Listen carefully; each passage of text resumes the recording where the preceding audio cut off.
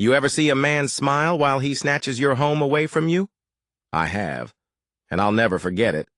It happened on a Wednesday. Sun was high. Air was thick. My son was halfway through his cereal when the knock came. 3 of them, one right after the other. Sharp, loud, final. I opened the door to find Marcus, our landlord. Tan button down, sunglasses on, lips curled into that tight, fake smile he wore like cologne. Marcus, you folks have until Friday. Nothing personal, just business. Just business. He handed me the envelope like it was a party invitation. My hands didn't shake.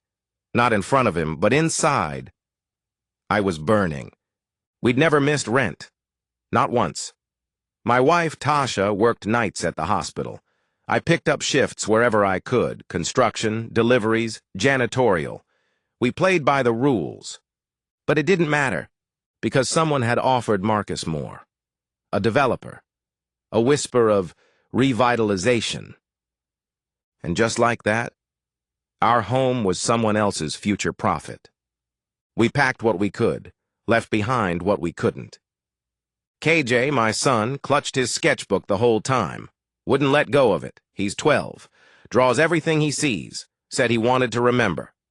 He drew the cracked steps of our stoop, the mural Miss Ernestine painted on the corner wall, the broken mailbox that still somehow worked. He asked me, "Dad, where are we gonna go?" I told him, wherever we need to. But truth was, I didn't know. We moved into my brother's basement. 3 people. 1 room. No windows. Every night I stared at the ceiling and imagined Marcus sipping coffee in the space that used to hold my son's laughter. I wanted revenge, but what I didn't know yet was that someone else had a better idea. Her name was Amara Wells, lived 2 blocks over, grew up here, left for college, came back with degrees and a mission. She'd heard what happened to us, to the Garcias, to Mr. and Mrs. Lewis. One by one, families were being priced out, pushed out, scrubbed from the block like we were stains on a countertop. But Amara had started a community development initiative, quiet, steady, legal. She wasn't just buying back buildings, she was buying back dignity. And when Marcus listed our old building for sale, she moved fast. 2 weeks after we left, I got a call. Amara, on phone. "You and your family need to come by the building. Tomorrow." We showed up. Same stoop, same cracks. But something was different. The door was open. Inside, the floors were being polished, the walls freshly painted, and taped to the entry wall was a giant sheet of paper with 3 words in bold black ink. "Welcome back home." I didn't understand at first, thought maybe it was a cruel joke. Then Amara walked in, blueprints in hand, and said, "It's yours again, for real this time." She'd bought the building, through a collective, quiet funding from locals and outside allies who actually cared. "Amara, you're not renters anymore. You're stakeholders. We're turning this into co-op housing. Equity, not just keys." I broke down right there in that hallway. I ain't even ashamed. KJ looked up at me and whispered, "Are we safe now?" And for the first time in a long time, I said yes, and meant it. That weekend, we held a block gathering. Amara unveiled a mural that covered the entire side of the building. It showed families, black, brown, old, young, linking arms. Above them, a phrase, "We're not guests here. We're the foundation." And in the corner, she'd painted KJ, sitting on the stoop, sketchbook in hand. He smiled so wide when he saw it, I thought his face might crack. But not everyone celebrated. The next morning, we found a letter taped to our door. "You can move back in, but don't get too comfortable." No signature, just red ink. Tasha was shaken. I was furious. "KJ," he didn't say a word, just picked up his pencil. Sometimes silence is the loudest answer. We called the police, of course, filed a report. The officer wrote it down like it was just another prank, told us it was probably nothing. Probably. But in our world, a note on your door isn't just a note. It's a warning. It's history trying to repeat itself. Amara stepped up security at the building. She installed cameras, replaced the lights, brought in community volunteers to keep watch. KJ started sleeping with his baseball bat next to the bed. I started double-checking locks like a ritual. Tasha tried to stay strong, but I caught her jumping at the smallest sound.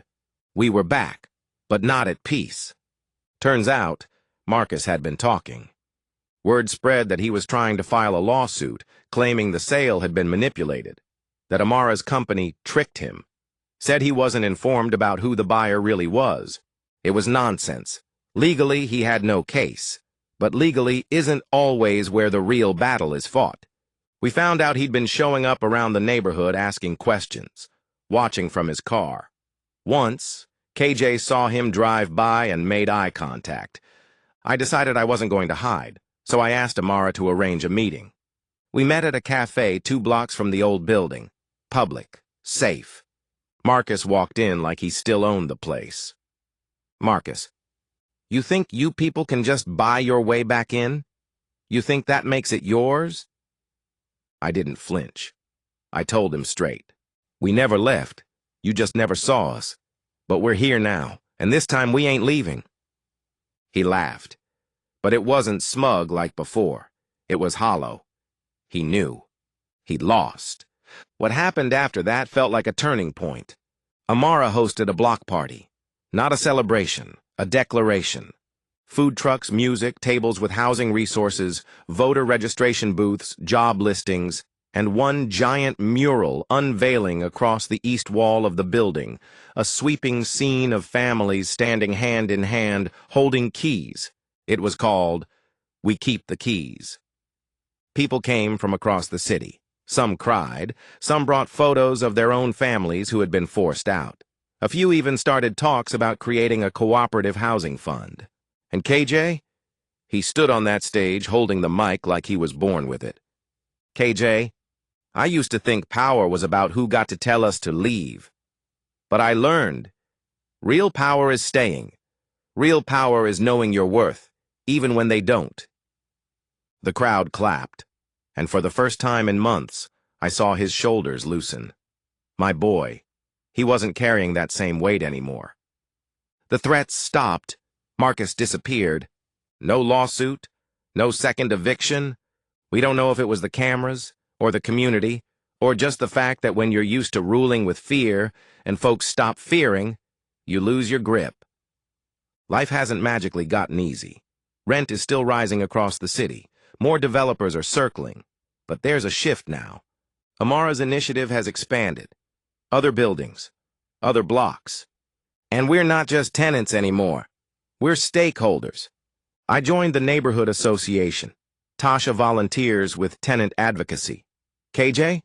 He's designing his own mural now for the recreation center 2 streets over. We didn't win because we got back in the building. We won because we remembered who we were. Because even when they pushed us out, we came back. Not in anger, in purpose. That scar they left? It's still there. But now it's not just a wound. It's a story. A reminder. And that's how we keep going. Thank you for listening. If this story moved you, share it. Because these aren't just stories. They're survival. They're truth. And most of all, they're ours.